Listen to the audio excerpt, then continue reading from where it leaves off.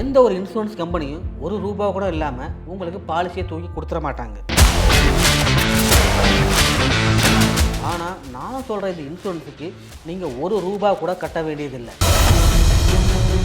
உங்களுக்கு PF account மட்டும் இருந்தால் போதும். உங்களுக்கு கவர்மெண்ட்டே கொடுக்குது 7 லட்சம் ரூபாய், அதுவும் ஃபுல் அண்ட் ஃபுல் ஃப்ரீயாக. நம்மளில் சில பேர் பிஎஃப்னாலே அதில் இருக்கிற பேலன்ஸு, அதுக்கு வர்ற வட்டி, ரிட்டையர்மெண்ட்டுக்கு அப்புறமா அதில் வர பணத்தை வச்சு நம்ம என்ன பண்ணணும் அப்படிங்கிறத மட்டும்தான் யோசிப்பாங்க. அதாவது நம்ம பண்ணுற ஒரு சின்ன தப்பால் நமக்கு கிடைக்க வேண்டிய பல லட்சம் பணம் கிடைக்காம கை நழுவி போகிறதுக்கும் வாய்ப்பு இருக்குது. அப்போது நான் சொல்கிற ஒரு ரூபா கூட ப்ரீமியம் கட்டாமல் ஃபுல் அண்ட் ஃபுல் ஃப்ரீயாக கிடைக்கிற இந்த 7 லட்ச ரூபாய் யாருக்கு கிடைக்கும், எப்போ கிடைக்கும், எப்படி கிடைக்கும், இதை கிளைம் பண்ணுறது எப்படி? ஸோ இந்த தகவலையெல்லாம் இந்த வீடியோவில் சொல்ல போகிறேன். கடைசி வரைக்கும் பாருங்கள். இது பாசோலா தமிழ் டெய்லி சேனல். நான் உங்கள் சுந்தரம். வாங்க வீடியோக்குள்ளே போகலாம். இப்போ நான் மேலே சொன்னேன் இல்லையா, இந்த ஃப்ரீ இன்சூரன்ஸ் இபிஎஃப்ஓவில் கிடைக்கிறது. அதாவது இதை இபிஎஃப்ஓவில் EDLI, employee deposit linked insurance சொல்லுவாங்க. அதாவது இந்த திட்டம் இன்றைக்கி நம்ம புதுசாக கொண்டு வந்தது கிடையாது. இது ரொம்ப வருஷமாக இருக்குது. அதாவது 1976 இந்த ஸ்கீமை கொண்டு வந்துட்டாங்க. அதாவது இந்த திட்டத்தோட முக்கிய நோக்கம் என்ன தெரியுமா?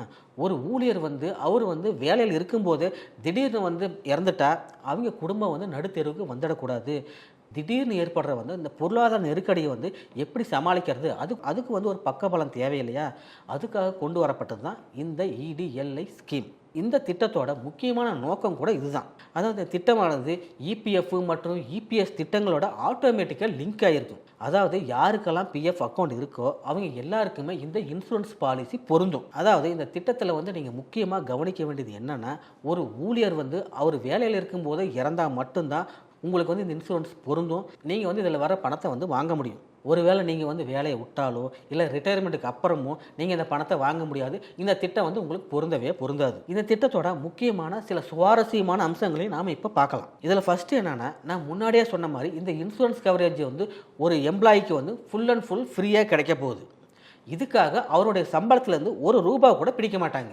ரெண்டாவது அப்படின்னா இந்த ப்ரீமியத்தை யார் கட்டுவா அப்படிங்கிற ஒரு கேள்வி உங்கள் மனசில் வரலாம். ப்ரீமியத்தை அதாவது நீங்கள் வேலை செய்கிறீங்க இல்லையா, அந்த கம்பெனியை உங்கள் சம்பளத்துலேருந்து 0.5% அளவுக்கான தொகையை அந்த இன்சூரன்ஸ் கம்பெனிக்கு கட்டிடுவாங்க. மூணாவது நீங்கள் வேலை செய்யும் போது இறந்தால் மட்டுமே உங்களுக்கு இன்சூரன்ஸ் பணம் கிடைக்கும்.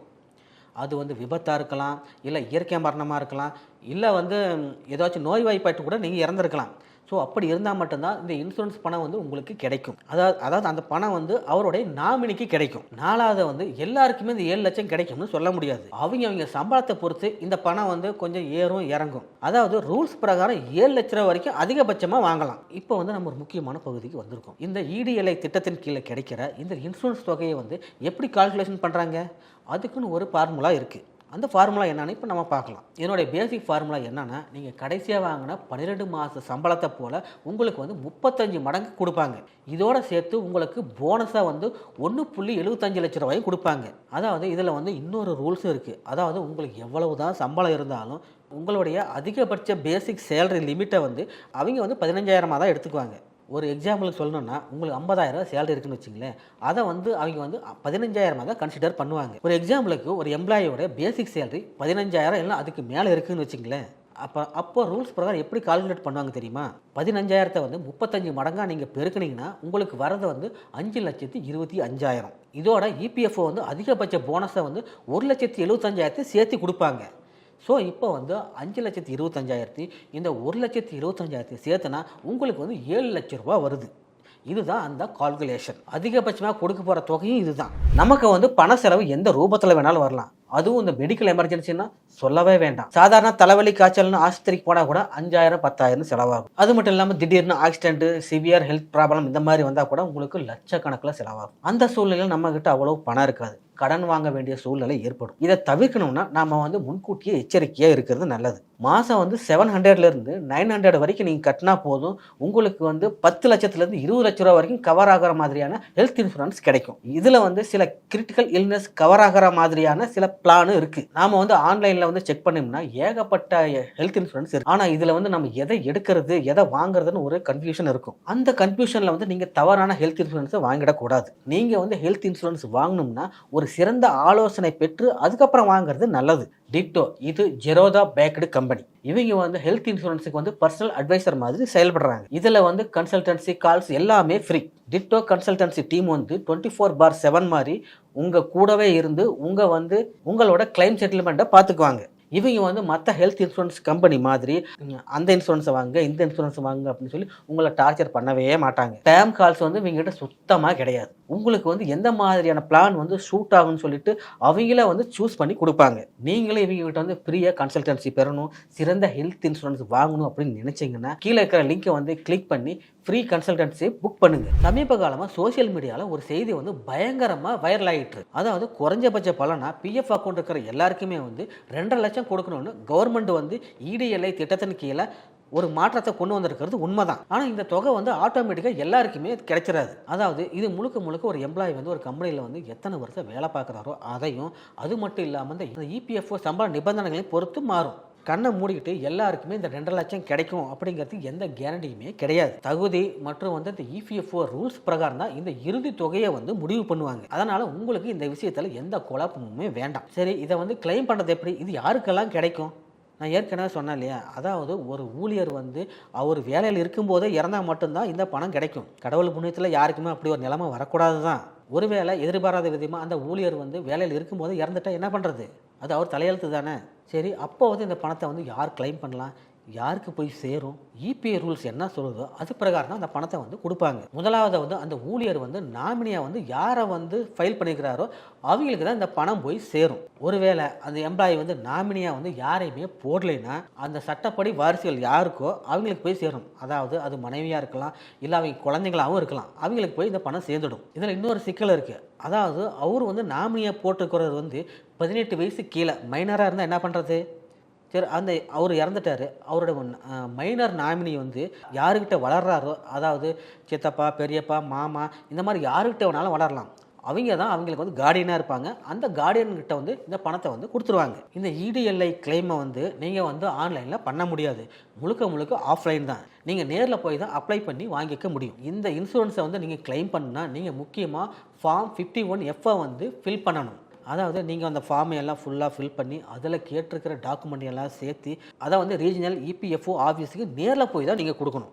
ஏன்னா அந்த டாக்குமெண்ட் எல்லாம் அதிகாரிங்க வந்து நேரில் வந்து வெரிஃபை பண்ணி தான் உங்களுக்கு வந்து கிளைம் பண்ணுவாங்க. அதாவது எந்த ஒரு விஷயமா இருந்தாலும் நம்ம வந்து டாக்குமெண்ட்டை கண்டிப்பாக கொடுக்கறது அவசியம்.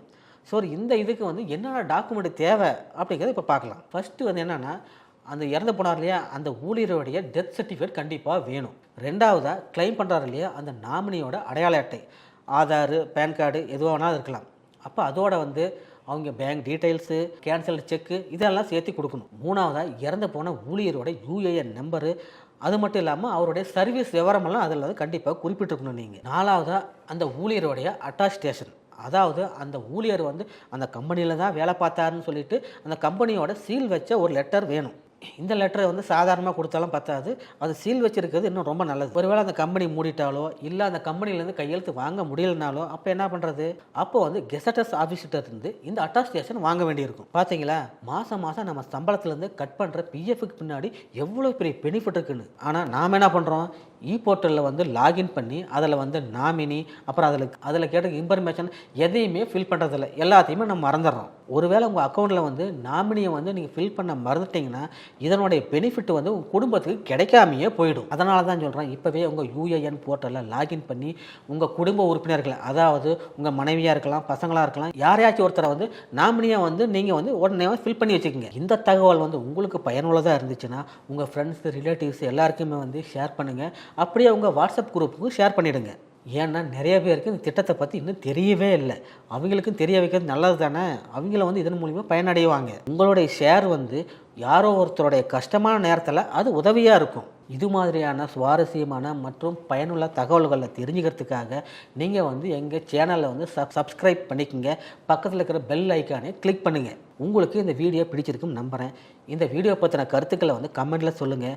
உங்களுக்கு வேறு எதனாச்சும் வீடியோ வேணாலும் கமெண்ட்டில் சொல்லுங்கள், நாங்கள் போடுறோம். அடுத்து ஒரு வீடியோவில் சந்திக்கும் வரை உங்களிடமிருந்து விடைபெறுவது உங்கள் சுந்தரம். பிராண்ட் பார்ட்னர்ஷிப் மற்றும் அட்வர்டைசிங் என்கொயரிஸ்க்கு brand@bosswala.com என்ற இமெயில் ஐடிக்கோ அல்லது 9108014192 என்ற வாட்ஸ்அப் எண்ணை தொடர்பு கொள்ளலாம். Bosswala, be the boss.